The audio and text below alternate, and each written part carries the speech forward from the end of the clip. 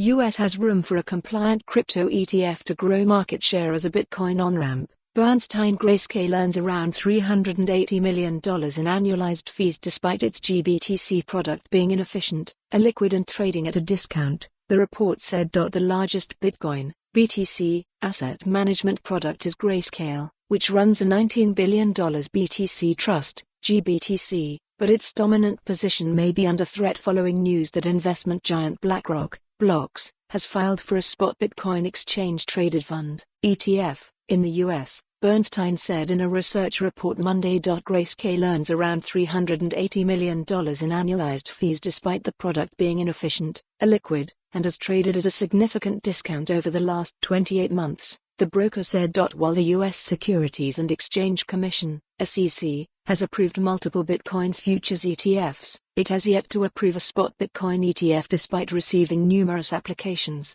If BlackRock and others manage to break through the spot ETF market, it would offer the most convenient, compliant and acceptable product for both retail and institutional players to gain Bitcoin exposure, analysts led by Gautam Chugani wrote. The iShares unit of fund management giant BlackRock filed paperwork earlier this month with the SEC for the formation of a spot Bitcoin ETF.